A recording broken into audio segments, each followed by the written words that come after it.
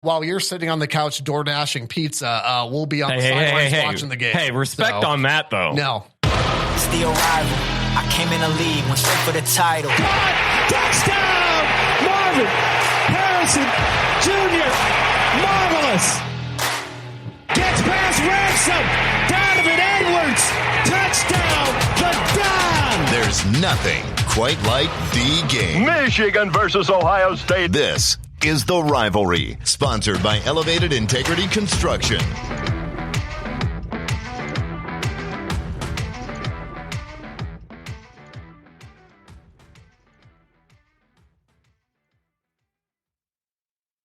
I'm ready to throw up already. I love it. It's the Rivalry Podcast, garbage-free football podcast focused on Ohio State and Michigan with just a couple weeks until the game. I'm Jace. That's JP. What up? Thanks for following us on socials at Rival Pod. We're going to spin the wheel, break the ice with a little bit of wheel route. I want to say a big thanks to the J Company for sponsoring the podcast. Let's go. Fall in love with your home all over again. The JAE Company.com. If you're not watching on YouTube, same handle at Rival Pod. Oh, an easy one. An easy little one. Of the season. And this can be for your team, or it can just be a general from this season so far. What has been one of your favorite moments? Highlight of the season. Man. Or you could do both, because we don't play by the rules here. It's our show. It's our podcast. We make it up. Man. I mean, I think for Michigan, I mean, beating Michigan State just by 50 in their building. A beautiful thing. I mean, it's not the strength. I don't care about any of that. This is the secondary rival for Michigan. Anytime you can beat your rival is a good day. You can beat them by 50 in their own building, especially with everything else swirling around the Michigan program. Yeah. I think that's the highlight for Michigan so far. Very impressive. Overall, excluding your team. Overall, that Oregon-Washington game. Yep. Was fan-freaking-tastic. And Oregon, by the way, watch out for them because they're a dangerous football team. Oh, they're a dangerous football team. They're not out of this thing yet. They're my favorite one-loss team over Alabama by far. It's not even close. For me, there's a handful to choose from. I feel like I'm going to be super biased because we were there, but the Notre Dame game was just a peak football game in general. But then also as an Ohio State fan, it was just so cool to see the tradition behind it, to see two massive programs going head to head. That was one. Penn State was another one. It was a little bit of a sloppier game, but anytime you can beat those guys, it's just always a core memory for me. Yeah, top 10 wins. Yeah, I hate them. So that would be my highlight. And then I would agree with you. I think it's got to be the Oregon-Washington game. It's been the best game so far. Yeah. I think we're going to get a better one, and I think it's going to be the one that we're looking forward to at the end of the year. But I agree. Right now, that's a great football game. Mm-hmm. Keep an eye on some of these one-loss teams that, we buried Alabama maybe a little bit prematurely. I don't know if I did. I did. I don't know if I did. I feel like if you check the receipts, I feel like I said this is still Alabama's always going to find themselves up there. I got caught up in the moment. Okay, I wish it were true. I saw Saban falling like lightning, and the day that happens, all of heaven will rejoice. But for now, we're stuck in whatever this abyss is. More on Oregon later in the podcast as a little teaser. Let's start with Ohio State, because Ohio State's upcoming game is, well, let's just say not spicy. But at least they have their never mind. Yeah, they don't even have that. This weekend, though, was a weird game for Ohio State. It was. And I'm curious your gut reaction to a Rutgers game that I'm going to assume did not go the way that most Buckeye fans were assuming it would. No. And I want to preface this. I am going to be a little bit biased because my second team is called The Rivalry, and you're sitting behind the Ohio State flag. I would hope you'd be somewhat biased. I also have a Rutgers jersey beside me because I do hold your helmet. I don't write the second, but it's tempting. I'll hold it. I do love Rutgers. And so the one thing is, I feel like that team was getting disrespected a lot. And I even cracked a joke, and I would still agree with this sentiment as well, that Rutgers being your key win on a schedule is not great. No. But I will also say that doesn't mean Rutgers is bad. This is not the same Rutgers team that was losing by 35 to 40 points year in, year out. 78. Just 78-0 or whatever, the thing I've tried to block out and speak to my therapist about.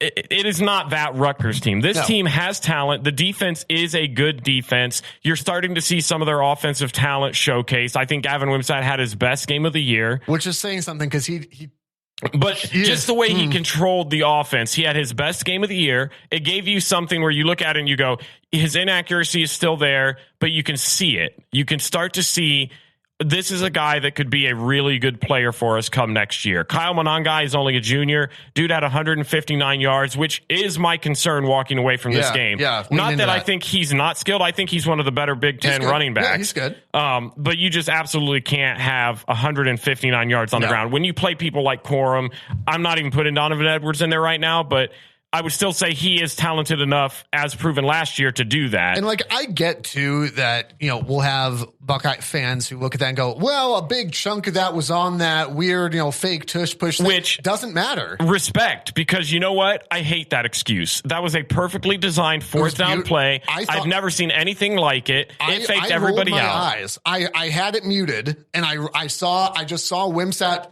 kind of look around, and I went, you've got to be kidding me. Because at this point, I'm still very invested in the game. Yeah. And next thing I know, Monangai's just, there he goes. I'm like, I think for 45 yards I think or something I woke up crazy. my kids. I think I woke up my kids. They were taking a nap and I yelled. As you should have. So sorry about that. It's just irritating as a Rutgers fan as well to hear kind of the disrespect from people even after this. Because I think two things can be true. This was not a pretty Ohio State win. No.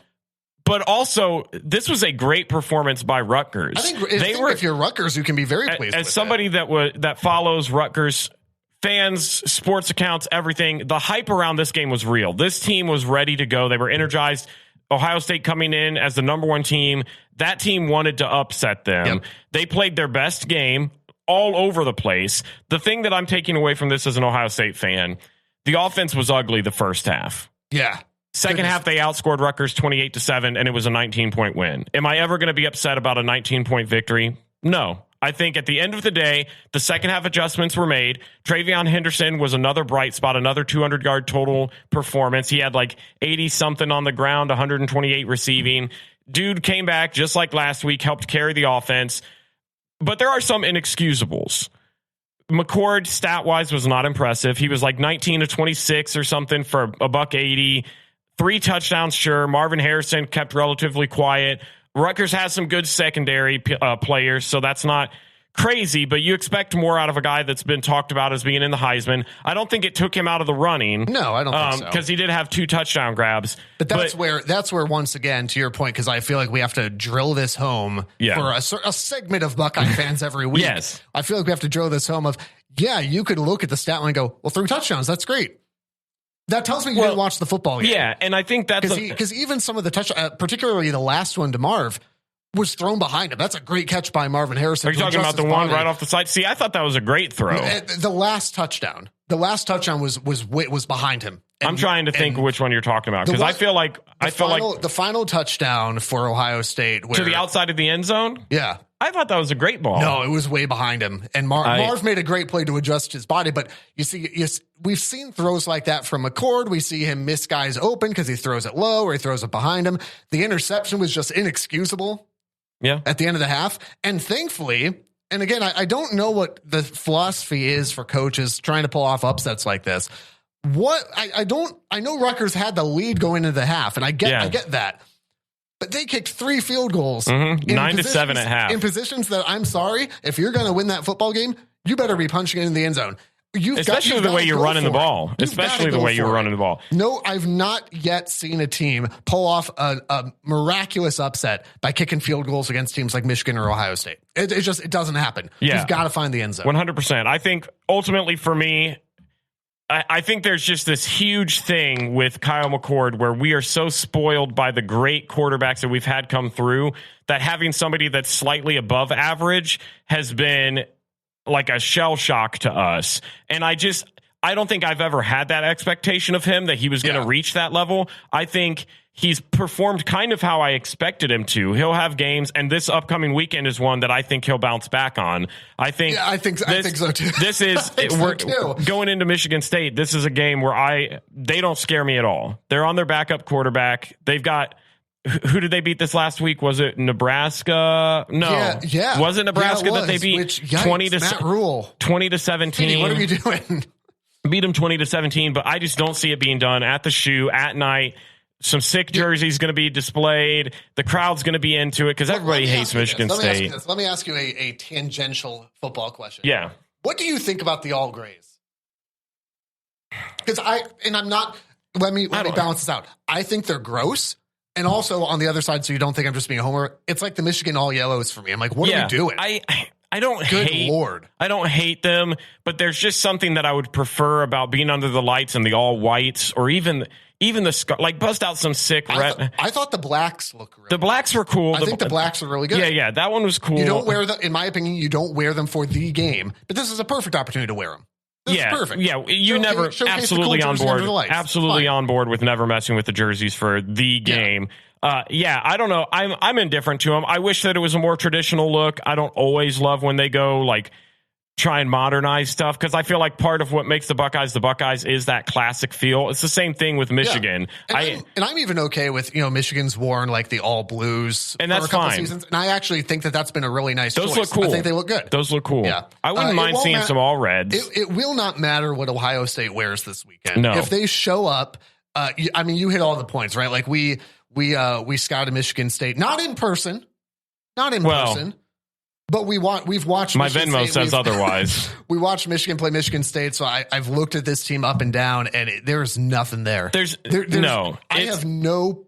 Their punting is okay sometimes. There were bright spots for Rutgers on offense that I thought. Oh, and I even said it last week. I wanted to see how they handled Wimsatt and Monangai, and they didn't very well, and it showed. And if you're Michigan State, I think I agree. You take the same approach here, where Rutgers ran the clock all the way down. Mm-hmm. They snapped the ball, they hand it off. They get 3 yards. Great. Let's reset and do it again. That's got to be Michigan State's game plan. And you are not going to win. Number one, you're not going to win. Period. But you're certainly not winning a track meet. You have got to. You need a 9-7 lead at the half. That's the type of thing Michigan State has. And that is when I will start to legit get concerned, because I thought even going into this week, in this game, if they are in this game at all, because nobody on their offensive side of the ball scares me. Nobody on the defensive side of the ball scares me. They've got here to be fair, Jalen Berger is a talented dude. Yeah. There's a couple guys that's you can see it there.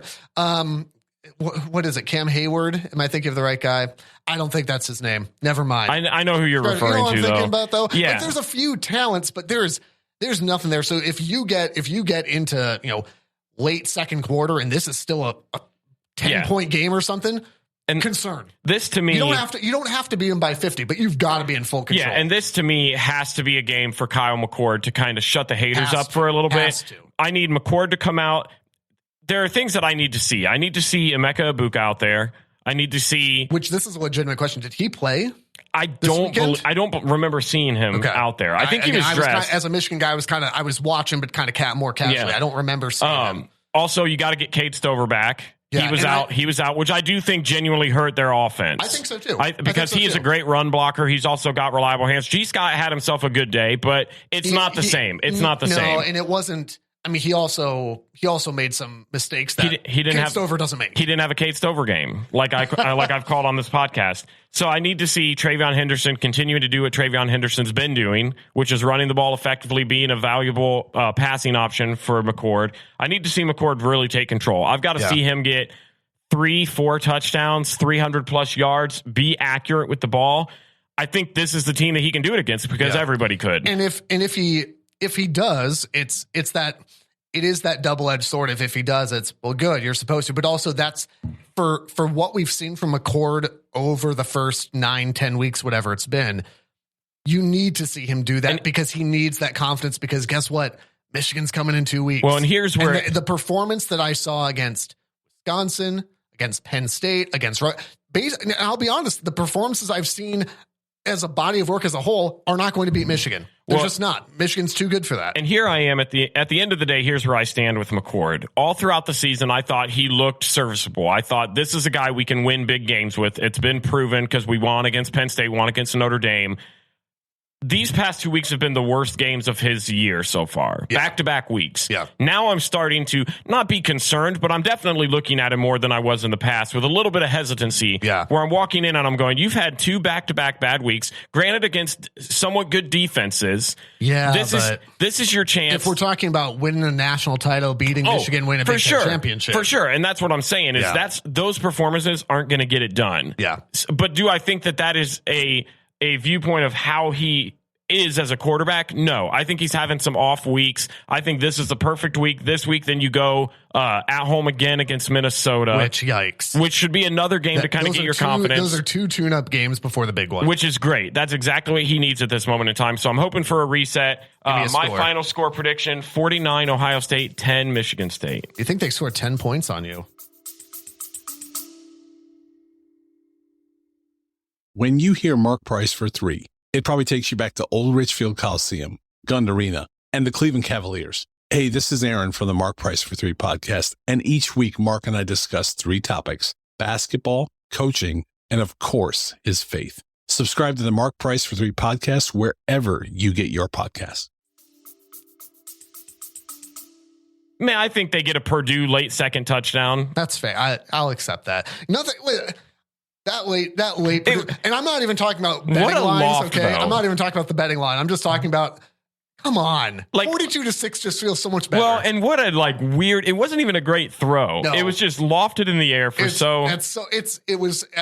was at least as annoying as the Minnesota. Let me just. He's down there somewhere. Somebody's down there. Yeah. You know, it was like, come on, it doesn't matter, but also it's annoying. 42-6. Okay, we're not far off. It's just there's not much else to say about this. Ohio State could look like they did against Wisconsin and Rutgers and still win 42-6. So does that mean that McCord has himself a really good day? I don't know. I think if I'm Ohio State, I think TreVeyon Henderson's getting the ball a lot because 200 plus all-purpose yards. But also, I'm a little nervous to let him go. I mean, to me, it's like let Henderson go, and if you're up 20, if you're up 28-6 or something a half, I'm pulling all of them. I might let McCord go for another drive in the third. Let my guys, but I am getting them out of there. Maybe a Lincoln Kindholtz showing. I don't know if Devin Brown is fully healthy to return yet. Yeah, I haven't really seen. At least right now, I don't think so, but I could be wrong on that. Hey, I'd be fine.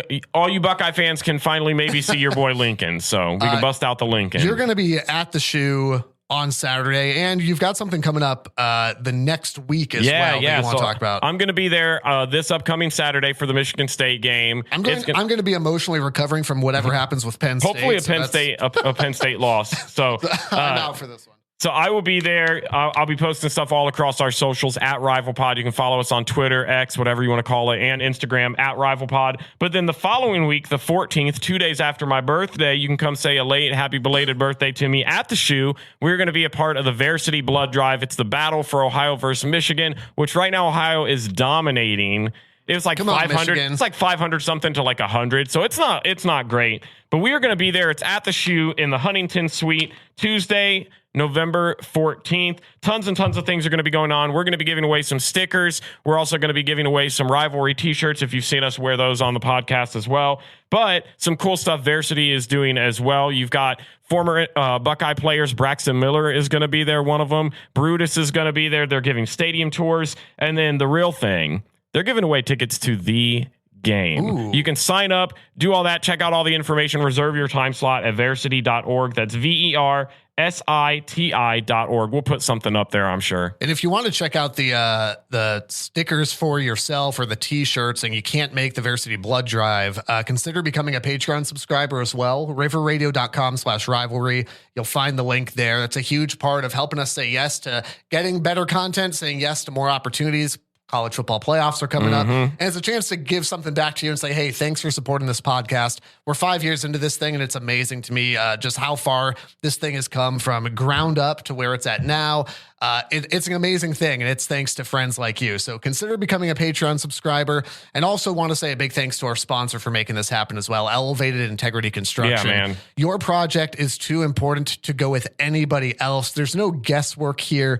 Aaron Carroll and his team do a phenomenal job from the church build, business build, home build, design. They can help you out with that as well. Go with integrity. You'll find them at elevatedintegrity.com. I will say this. I've also really enjoyed on social that on YouTube in particular, we've been getting like all these like random, I think they're Ohio State fans, but it's like the worst subsection of Buckeye fans ever. It's actually a majority of Michigan fans. It's pretty bad. It's pretty bad. And here's the only thing I have to say, and I don't usually like to do this, but we got comments like this podcast won't last, blah, blah. My favorite one was from somebody who was mocking the number of subscribers we have. And then I checked the profile and he has 0. So there's that too. Also, while you're sitting on the couch door dashing pizza, we'll be on the sidelines watching the game. Hey, respect on that though. No. Respect on that. We will be at more games watching from the sideline than you have ever been at in your life. So I love there's this. There's that. Let's talk about Michigan now that everybody's riled up, shall we? I'm good to go. Let's do this thing. Michigan, Purdue this past weekend, just not even a contest. Michigan gets up big early, kind of falls asleep at the wheel for a little bit. That middle frame, like second quarter, halfway through the third. Not much going on there. And my favorite, though, was the announcers for NBC were trying to paint this like Purdue was getting momentum to go into the half. Like, no, brother, my guy. It's like it was what 17 to 3, 17 to 6, 20 to 6. No, it was 20. Like it was 20 to 6. It was bad, whatever it was, and they wanted so desperately for this to be a competitive game, and it just wasn't. I mean, this was Michigan left and right. Literally, any other team in the Big Ten is probably a little bit better. Well. Maybe. Some, and it just wasn't. I don't know why people are surprised. This is exactly what I expected. Yeah, Michigan, Purdue's not good. Say whatever jokes about sign stealing or whatever. Michigan is still. It's funny. It's fine. Michigan is still a dang good football team, and so it's not. It's not that all of their that warms the little heart. I didn't say they were great. Okay, I said good. But here's what I loved was. And I get this to an extent, but Ryan Walters, head coach for Purdue, went off on his podcast about Michigan, the sign stealing thing. He said, it's like teaching our players a new language. We're going to have to huddle. We're going to have to do this. We got this evidence. Purdue didn't huddle. And also, it did not remotely matter. No, and it did not matter. And then at the end, and this is where it just really rubs me the wrong way. You know that the handshake between the coaches is going to be a little bit tense. Okay, like you get that.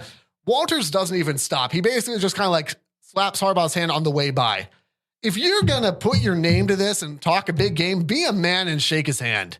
I don't have an issue with it. Why wouldn't you have an issue with that? Because I expected it. I didn't think he was going to come out and do that. Now... But like if you're the way he was talking about it, I'm going to stand boldly for this.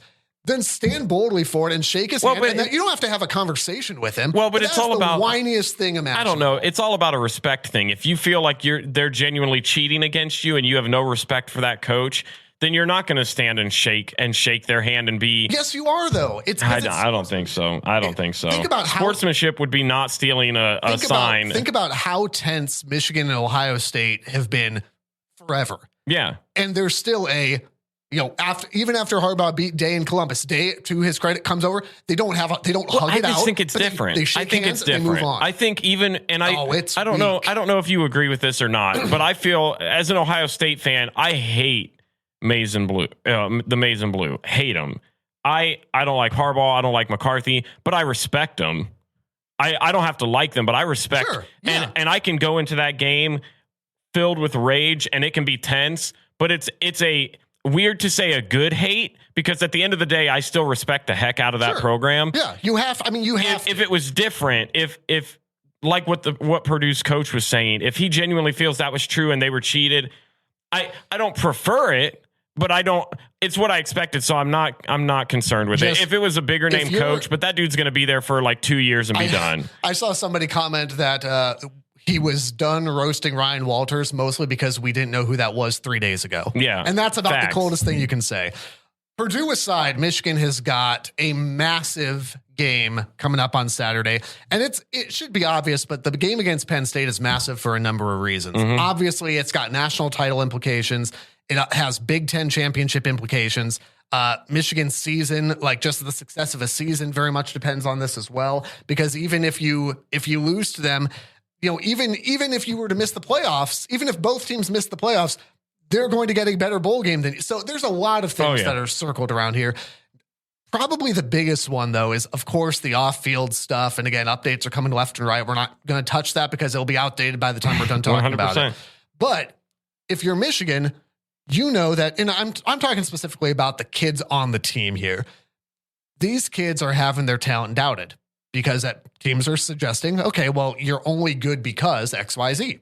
I get it. I get I don't agree, but I get it. I would say the same thing in the other direction. These kids look like they're locked in. They look like they're ready, and they've got something to prove now to show that in the first real test of the season, they've got something to prove. The first real test of the season, and now you've got this other cloud kind of hanging over the program. You doubly have something to prove. This could not be a bigger game for Michigan. This is the biggest game against Penn State that Michigan's probably ever played. Hands down. It's got to be up there. It's not remotely close. Like, the only reason that it's not bigger is obviously Ohio State at the end of the year. Michigan has got to find a way to get it done against Penn State. Do you think they will? It's tough. It really is. Because I see what you're saying, and I agree with the majority of it. I do think coaches like Ryan Walters from Purdue can go out there and say, you're only as good because you did this. It wouldn't have mattered. It wouldn't have mattered. His 2-17 back to Indiana. It wouldn't have mattered against teams like Purdue. But that stuff does matter when it comes to teams that I feel like you're pretty close in talent with. And I feel like that genuinely is Penn State. I feel like this is the best team that I can remember them having in a long time. Last week, they destroyed Maryland 51-15. They finally looked kind of like the old early season Penn State heading into that Ohio State game that everybody thought they were. The defense was doing well. Allar was playing well. I think it was Katron Allen that had himself a good game. I couldn't remember if it was him or Singleton. He had 90-something yards. Had the majority of the carries in this one. He looked good. This is at Beaver Stadium, which doesn't help your case at all. No, and we got the chance to take in the noon game against Ohio State. Yeah, and we saw, and it's not a night game, but we were there. We were there at noon, and it was rowdy. Like, you got to understand the press box. I don't know the last time they updated it. But the press box, when it was Parker Washington scored, I think to make it 14-7 or something at that point. But Parker Washington scored, and the entire press box was shaking. Yeah. Not like, oh, it's like, I can kind of feel like it felt we were going to collapse for a little bit. It felt like a mini earthquake. That place is always going to be tough to play in. Here's where I'm going to caution Michigan fans who want to either say we're just going to blow through it, they're overrated. That's just not true. But I'll also caution kind of the doomsday scrollers, because that's me. That's absolutely me. Do you need a mirror to look into? It's like I'm a mirror. Well, even the Maryland game with about 10 minutes to go, was a 2-score game. Mm-hmm. Maryland turned the ball over 4 times on Saturday. 3 of them were in the fourth quarter. They rushed for negative 49 yards. Congratulations, random viewer on YouTube. You have more rushing yards last weekend. Random name, bunch of numbers, you're up. Well done. Good for you. Get yourself a juice box and an orange slice. The reason I say that is not to discount what Penn State did, but to shine the light maybe a little bit on Maryland and go, listen, Talia giveth and Talia taketh away. And Talia tooketh away quite a bit. Yeah. Here's a couple concerns and comforts if you're on the Michigan side of this, looking at this, knowing just how big this game is. One of the concerns for me going into this game is the run game and the offensive line for Michigan. They've not been bad by any stretch. No. But it's not been the level. Well, it's not been the Joe Moore Heisman candidate level from the run game. Corum and Edwards have not been the Corum and Edwards of last year. And that's not to say that they're not both good. Corum is still very, very good. And I think his performances, his numbers prove that. But it's not been the elite level that we saw last year. And same thing, excuse me, same thing with the offensive line. It's not been bad by any stretch. But they don't look like the 2-time Joe Moore Award winners. Yeah. So I'm a little concerned to see what that looks like going up against a team like Penn State. The comfort in that for me is I really trust J.J. McCarthy. He had I would consider, and he even admitted this, he looked a little bit off against Purdue. He looked a little bit off. There were some balls that he usually hits on that he didn't quite have, more incompletions than he's used to, but his pedestrian still threw for about 350 yards. Now, stats aren't everything, but they're not nothing. I trust J.J. McCarthy in this game quite a bit. My concern on the other side is what I'm calling good Drew Allar, where he's throwing the ball 30 to 40 times a game. That's part of the game plan. He looked good against Maryland. The comfort is bad Drew Allar, and we've also seen plenty of that too. In the 2 weeks prior. Against Ohio State, and let's not forget they almost lost at home to Indiana. I mean, that's inexcusable. So I also take here's where I'll wrap it up. The 2 things for me that give me comfort in this game and will weigh into my predictions. I believe in J.J. McCarthy, and I really believe in Michigan's defense. What's your score? And then I'll share mine. Penn State's only ranked matchup, they scored 6 points. Sorry, they scored 12. I forgot they scored a garbage time touchdown on Ohio State. We'll go with that. Penn State's only ranked matchup against a good defense, they scored 6 points. 31-20, Michigan. Okay. Close game, vom.com the whole time. We're not far off. But 31-20. And I'm going to go ahead and step out on a limb here and call a Colston Loveland game. Ooh, are you doing my version? Colston, this is your bet. I'm going to take it. 2 touchdowns, Colston Loveland. How many yards? Because I love a good. I don't know. Give him 85. How many catches? So 2 touchdowns, 85 yards. I want to be able to keep track. I have fun doing this. 8 catches, 85 yards, 2 tutties. I think he's going to be a beast. I think Penn State has a good defense. I love it. And I think everyone keys in on Roman Wilson. I'm glad you're coming on board for a Michigan. And we saw it, right? We saw AJ Barner and Colston Loveland both have themselves a day against Michigan State. Why not? Why not? I think Michigan comes out of Happy Valley with a big win. I've got my final. We're not far off. My final, Michigan 34, Penn State 24. I think when it comes down to it at the end of the day, who do I trust more, J.J. McCarthy or Drew Allar? Exactly. Because I think both defenses are insanely good. Yeah. I think Michigan obviously has the running game has a significant advantage. I haven't seen it from Donovan Edwards yet this year, but I still think I haven't seen it from Singleton and Kaytron Allen either. What separates Dono is that he's a threat catching the ball. Yeah. I mean, and that's where he still gets about 50 to 60 yards. That first drive of the game where maybe Ryan Walters should have spent less time podcasting and more time putting his defense in coverage, where Donovan should have had the touchdown there. He gets one later in the game, but that's where he's going to be more of a threat. And I expect them to use him like that. I expect Samaj Morgan to get some trick plays in there. I don't think that there's a way that this game isn't a nail biter, at least midway through the fourth. I could see this being a 28-24 and then you guys going and getting 2 field goals or something. I could see it being a very close nail biter up towards about midway point of the fourth quarter. I'm going to be sick. I can tell you that right now. I'm going to be watching every second until I absolutely have to leave to make it to the Buckeye game that night. God bless my wife they've got like a friend's 1-year-old birthday party or something. So she's taking the boys right after their nap time to that. And I told her this might be good because I'm going to be pacing around trying to be a very good Christian. And you know what? We all fall short. Hey, we all fall short sometimes. The Lord understands. All right. So we both have Michigan in a nail biter in that one. Both have Ohio State by a lot against Michigan State. Let's slide on over to Stupid Genius. This is brought to you by the J Company. Fall in love with your home all over again at the JAEcompany.com. I hate it. The score. We don't need to say it. The rules again are you pick an upset. Must be at least a 5-point spread. Or excuse me, 4.5. Has to be at least a 4.5 point spread.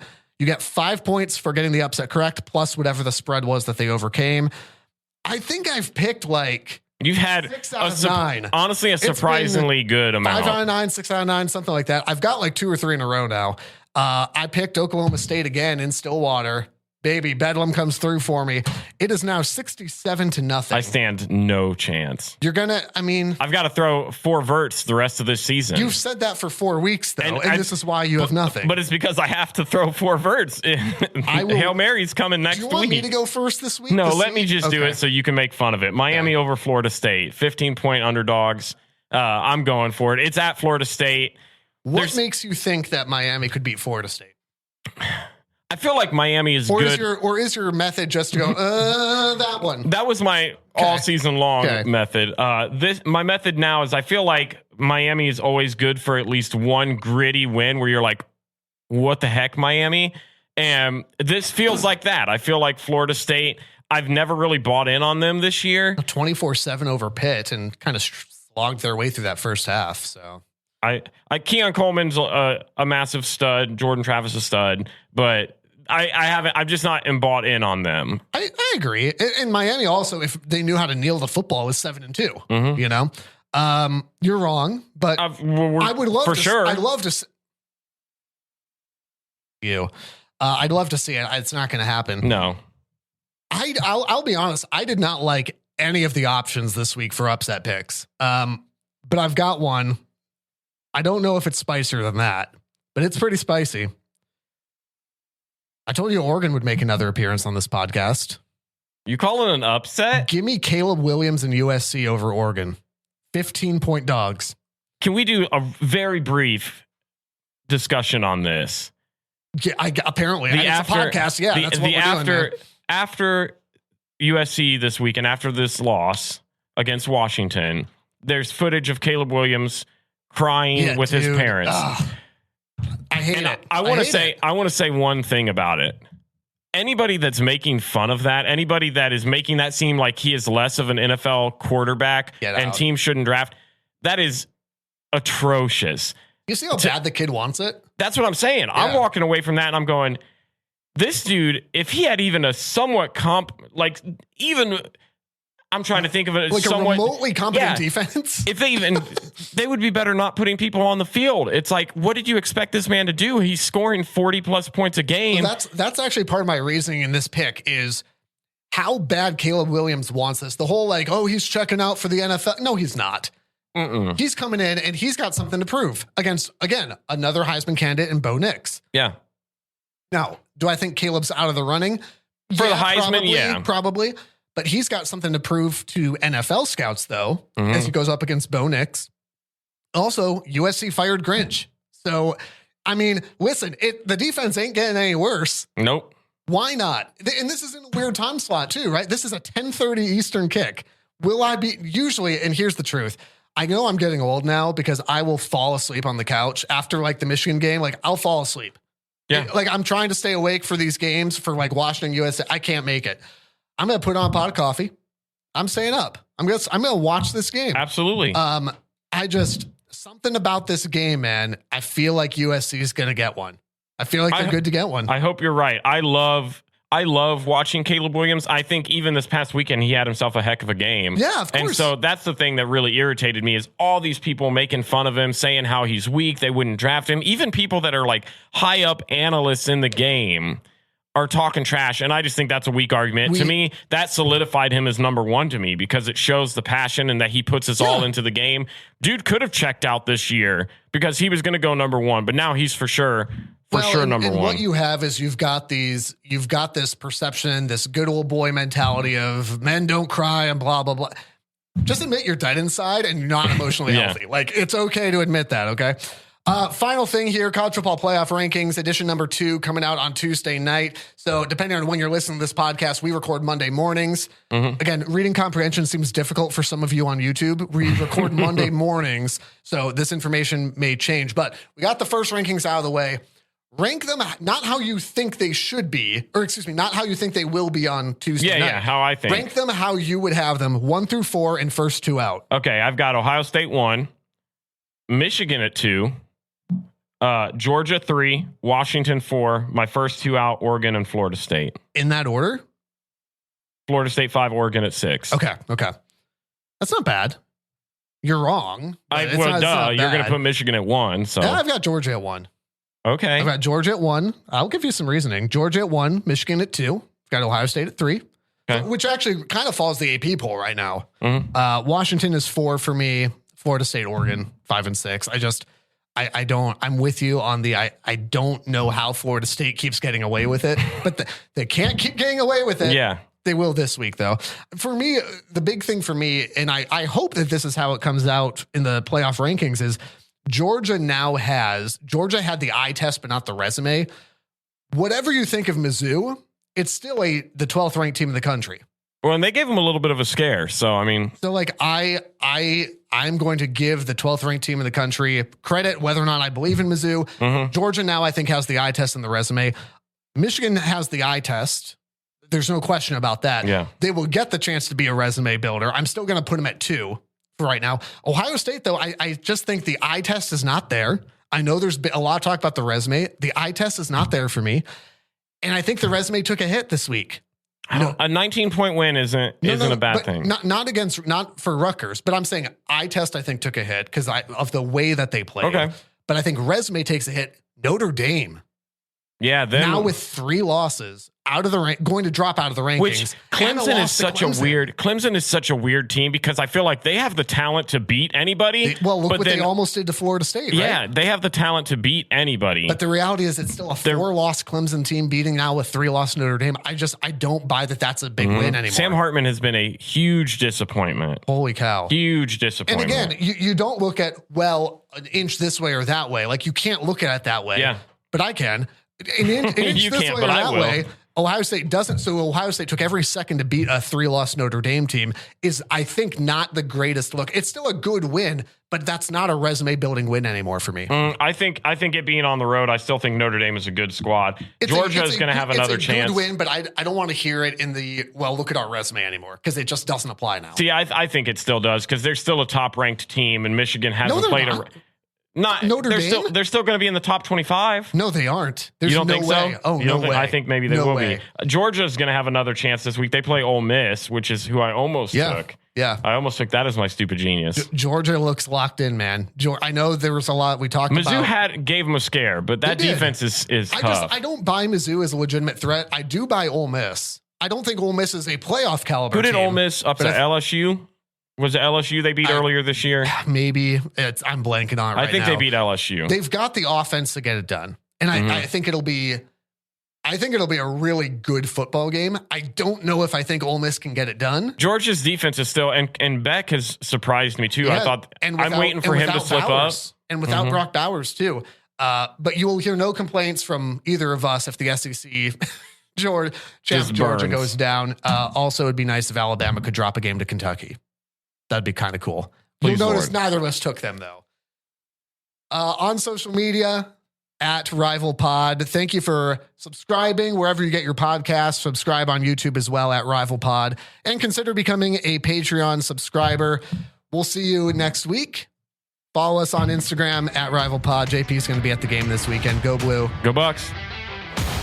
The Rivalry is a production of River Radio Ministries. Want live updates from the show? Follow us on Twitter, Instagram, and YouTube at RivalPod. Visit our Patreon and consider becoming a patron for exclusive bonus content, merch, and more. And be sure to follow us wherever you're listening now for new episodes every Tuesday. And if you like what you're hearing, tell a friend so they can listen too.